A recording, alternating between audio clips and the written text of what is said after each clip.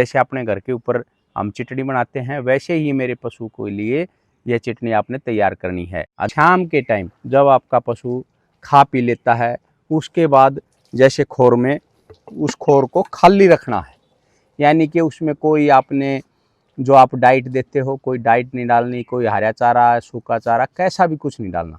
बिल्कुल खोर साफ होनी चाहिए, मैं दिखा दूंगा नीट एंड क्लीन। और फिर अपने पशु को ये पूरी की पूरी जो आपने चटनी तैयार करी थी अपने पशु को लगातार 4 दिन देना है।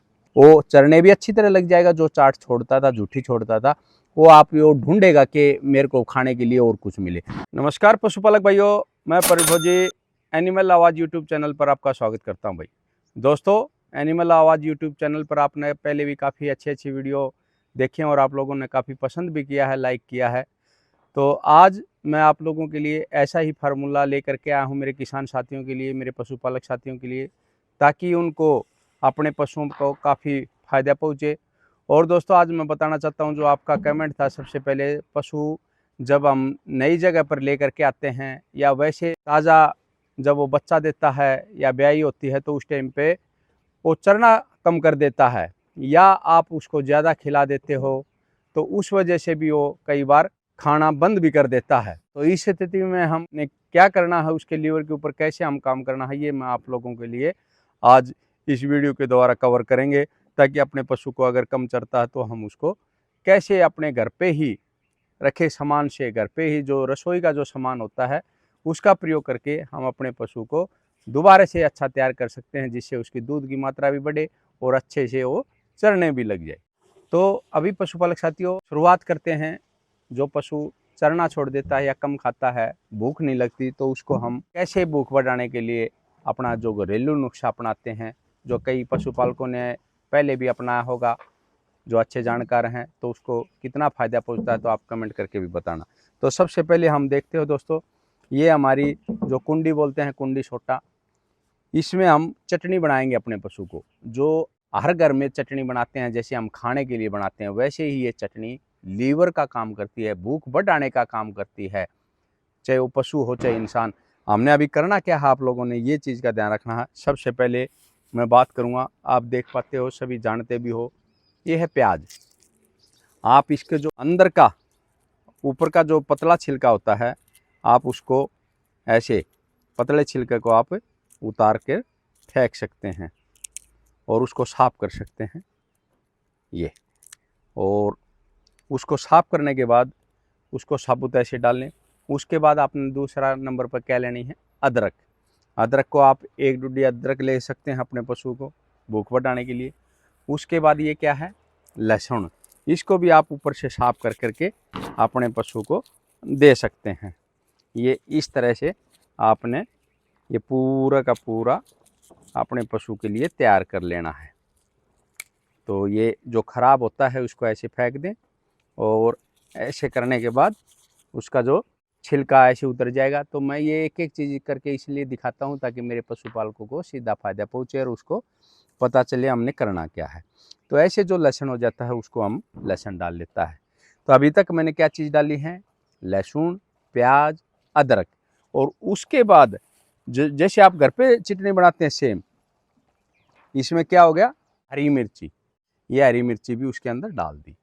अभी हमने इसके क्या करना है, काला नमक। काला नमक लेना है और उसके बाद हमने इसको तैयार करना है, चटनी बोलते हैं जैसे, इसको हम रगड़ेंगे।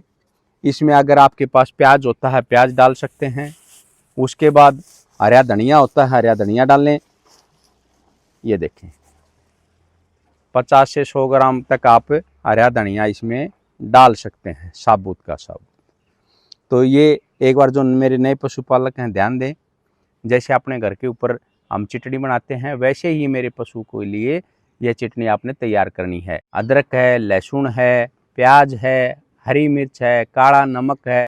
और अगर आप इसमें एक्स्ट्रा डालें तो इसमें बड़ी इलायची बोलते हैं, बड़ी इलायची, इसमें 8 से 10 बड़ी इलायची भी आप इस चटनी में डाल सकते हैं।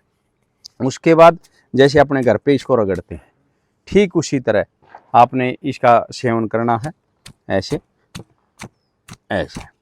तो जब ये कुट के तैयार हो जाएगी,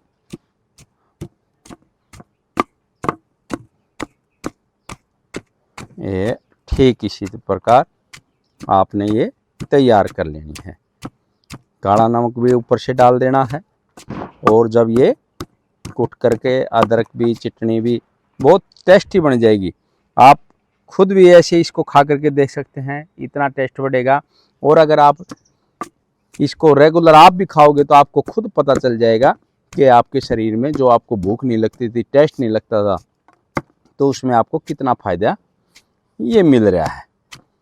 तो इस तरह से इसको बारीक रगड़ने के बाद मैं इसको आपको मोटे तौर पर दिखाता हूँ। अच्छी तरह इसको तैयार कर लेना है और उसके बाद हमने इसको कैसे देना है ये चीज़ मैं आप लोगों को बताऊँगा अपने पशु को। और ये भी विधि बताऊँगा कि आपने कितने दिन तक देना है और किस टाइम तक देना है। अगर कुछ देर के बाद आप कुटाई होने के बाद अगर आप देखोगे तो इस तरीके से ये बारीक चटनी बन जाती है। और अभी बात रही कि हमने अपने पशु को देना कैसे है, तो ये जो मैंने आइटम बताया है आप लोगों को, आप लिख सकते हो। उसके बाद अपने पशु को क्या करना है, शाम के टाइम जब आपका पशु खा पी लेता है, उसके बाद जैसे खोर में उस खोर को खाली रखना है। यानी कि उसमें कोई आपने जो आप डाइट देते हो, कोई डाइट नहीं डालनी, कोई हरा चारा, सूखा चारा, कैसा भी कुछ नहीं डालना।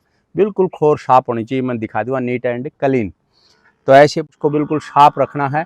और फिर अपने पशु को ये पूरी की पूरी जो आपने चटनी तैयार करी थी अपने पशु को लगातार 4 दिन देना है। लगातार 4 दिन देने के बाद अपने पशु में आप फर्क नज़र आएगा खुद बर खुद।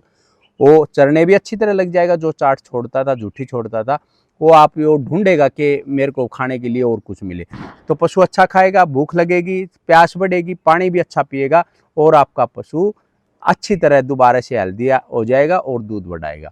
तो ये तरीका दोस्तों मैं पशुपालक साथियों के लिए हमेशा कुछ न कुछ बताता रहता हूँ। आप लोगों ने करना क्या है, इस नुस्खे को लिख लेना, हर अपने पशु के ऊपर आजमाना है। और अगली वीडियो में आपने जो भी जिस टॉपिक के ऊपर हमने वीडियो कवर करनी है, आपने कमेंट करके हमारे को बताना है, ताकि मैं मेरे किसान साथियों के लिए कुछ न कुछ नया लेकर के आता रहूँ और आप लोगों को फायदा पहुँचाता रहूँ। धन्यवाद। जय हिंद, जय भारत, जय गुरु। किसान भाइयों और बहनों, पशुपालन क्षेत्र में अपनी उन्नति को मजबूत बनाएं। एनिमल आवाज के साथ जुड़ जाएं। हमारे चैनल को सब्सक्राइब करें और बेल आइकन को दबाना ना भूलें।